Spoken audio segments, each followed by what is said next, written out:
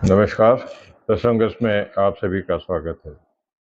प्रसंगस में आज चर्चा शुरू करेंगे दिल्ली में ईडी, केजरीवाल और राहुल एवेन्यू कोर्ट के बारे में।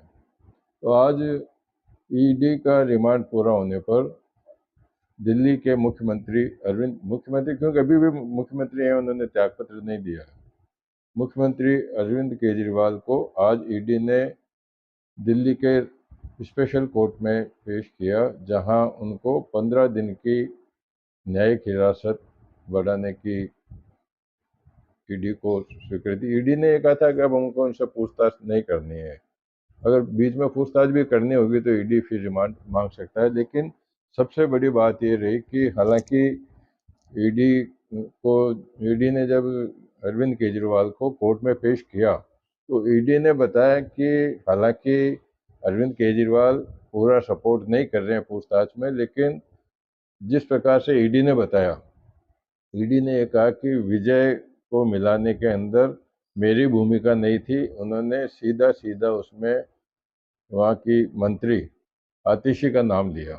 तो इससे इनडायरेक्टली तो ये सबूत हो जाता है कि उनकी सहमति थी, या उन्होंने ये बयान में कहा कि इस तरह की बात है।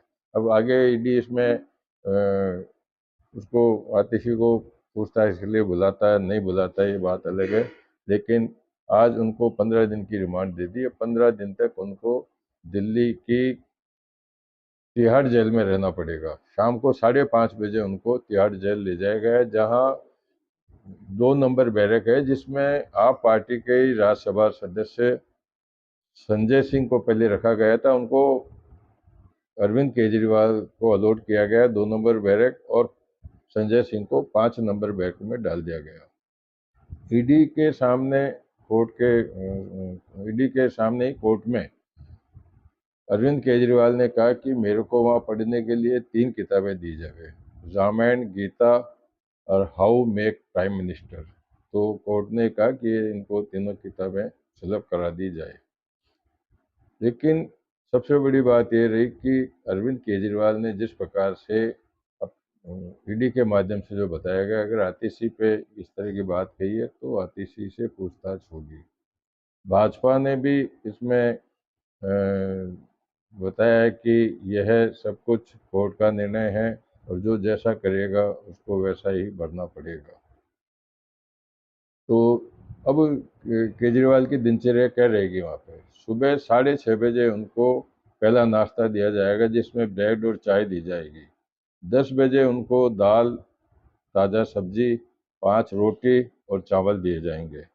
3 बजे उनको चाय दी जाएगी, चाय के साथ में 2 बिस्कुट भी दिए जाएंगे। और शाम को 4 बजे से 5 बजे तक वे लोगों से मिल सकेंगे, जेलर की मतलब कोर्ट की परमिशन से, जिसमें वकील भी उनसे मिल सकते हैं। 5:30 बजे उनको शाम का खाना दे दिया जाएगा, जिसमें भी दाल, सब्जी और 5 रोटी उनको दी जाएगी। तो लेकिन केजरीवाल ने आज जेल के माध्यम से कोर्ट को ये मैसेज दिया है कि मेरे को यह खाना सूट नहीं करता है, मेरे को स्पेशल डाइट दी जाए तथा मेरी जो मेडिकल की दवाई है वो भी मेरे को वहाँ उपलब्ध कराई जाए। तो ये बात तो हो गई केजरीवाल की। अब बात करते हैं केजरीवाल की पत्नी सुनीता केजरीवाल की। तो अब जब केजरीवाल जेल में हैं, कल इंडिया गठबंधन की बैठक, जिस पर आरोप लगाया जा रहा है कि वो इंडिया गठबंधन की बैठक नहीं थी, वह आप पार्टी ने प्रायोजित की थी इंडिया गठबंधन के लिए। तो उस पर केंद्रीय मंत्री हरदीप सिंह ने सुनीता केजरीवाल के कहा कि मैंने पहले कुछ दिन पहले ही कहा था कि एक राबड़ी और आने वाली है, राबड़ी देवी और आने वाली है। तो उन्होंने सुनीता केजरीवाल को भी इसी की संज्ञा दी है। अब क्या कुछ होता है, सुनीता केजरीवाल का आगे क्या रोल रहेगा, लेकिन सुनीता केजरीवाल ने कहा कि यह सब मोदी की चाल है। वो चुनाव के दौरान मेरे पति को जेल में रखना चाहती है ताकि भाजपा को वोट मिल सके, वो प्रचार नहीं कर सके, और इसका जनता जवाब देगी, भाजपा को भुगतना पड़ेगा। तो ये बात तो सब होगी केजरीवाल की। अब बात कर लेते हैं, national highway authority of India ने आज से केंद्र टोल टैक्स बढ़ाने की जो घोषणा की थी, 5% लगभग टोल टैक्स बढ़ना था, जिस पर भारत के निर्वाचन आयोग ने एक बार एनएचआई को कहा कि यह रोक लगा दी जाए, फिलहाल यह टोल टैक्स नहीं बढ़ाया जावे। तो इसको लेकर के अब समझा जाता है कि जून तक जो लोग भ्रमण के लिए निकलेंगे टोल प्लाजा के सामने से, उनको राहत मिलेगी, बढ़ा हुआ टैक्स उनको नहीं देना पड़ेगा। बात करते हैं प्रसिद्ध शिव पुराण कथावाचक प्रदीप मिश्रा की। प्रदीप मिश्रा 29 मार्च को मध्य प्रदेश के आष्टा में एक कथा में महादेव जी की शादी का होली मिलन का जो समारोह चल रहा था, उसमें एक किसी नाच गाने हो रहे थे, वहाँ पे सब उत्साह में थे, तो किसी भक्त ने एक नारियल फेंका, जो नारियल उनके सिर में लग गया। तो 29 तारीख को तो ये बात नहीं है, लेकिन आज जब उनकी नीमच के पास में आज कथा होने वाली थी, तो वो कथा के दौरान पहुंचे, लेकिन उन्होंने अपने जो सोशल मीडिया के माध्यम से भी बताया कि मेरे को डॉक्टरों ने कहा कि मेरे सिर में चोट लगी है, ब्रेन के अंदर सूजन आ गई है, इसलिए मुझे आराम की सलाह दी है, मैं कथा नहीं करूँगा, लेकिन मैं आप लोगों से मिलने के लिए आया हूँ। इस दौरान जो 50,000 लोग वहाँ पहुँच चुके थे, कल ही पहुँच चुके थे, कथा आज से शुरू होने वाली थी, लेकिन उन्होंने श्रद्धालुओं का मान रखने के लिए वहाँ गए, और उसको लेकर के महिलाएं वहाँ रोने लग गई, उनके आंसू आ गए कि वो कथा सुनने आई थी और प्रदीप मिश्रा जी के इस प्रकार की चोट लगी है। अब उनके स्वास्थ्य लाभ को लेकर के परसों सुंदरकांड का पाठ का आयोजन किया जाएगा। बात करते हैं प्रधानमंत्री नरेंद्र मोदी की। जिस प्रकार से प्रधानमंत्री नरेंद्र मोदी विधानसभा के चुनाव में बार बार राजस्थान में आ रहे थे, अब उनका राजस्थान में भी दौरा शुरू हो गया है।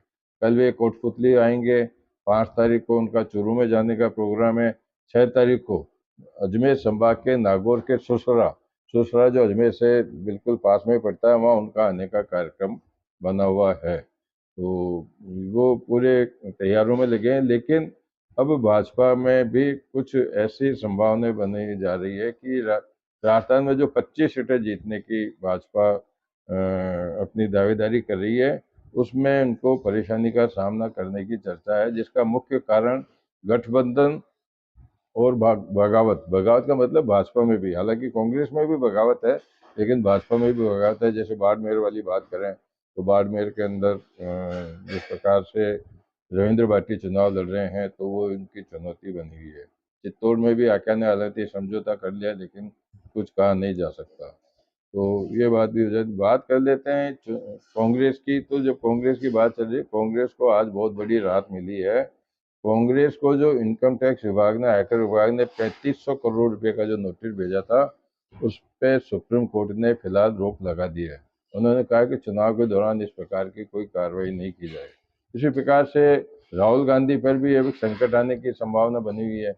राहुल गांधी कल इंडिया गठबंधन के जो रैली थी रामलीला मैदान में दिल्ली में, तो उन्होंने प्रधानमंत्री मोदी पर मैच फिक्सिंग का आरोप लगाया था, जिसमें ईवीएम मशीनें और दूसरी बातों का आरोप लगाया था।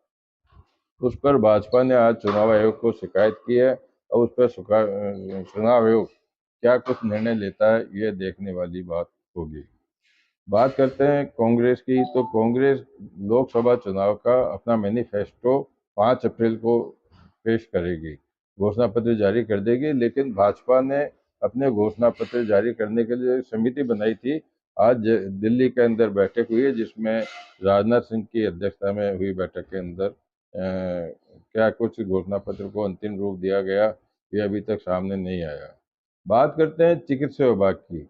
चिकित्सा विभाग ने एक बड़ा कदम उठाते हुए जयपुर का राजस्थान का सबसे प्रमुख एक अस्पताल है EHCC, उस अस्पताल के ऑर्गेन ट्रांसप्लांट सेंटर का लाइसेंस निरस्त कर दिया गया है। एसीबी ने आज सुबह कार्रवाई की थी, जहां फर्जी प्रमाण पत्र पाए गए थे कि जहां प्लेसमेंट के लिए किस प्रकार के सर्टिफिकेट दिए जाते हैं, इसमें 3 अधिकारी भी गिरफ्तारी में आए हैं।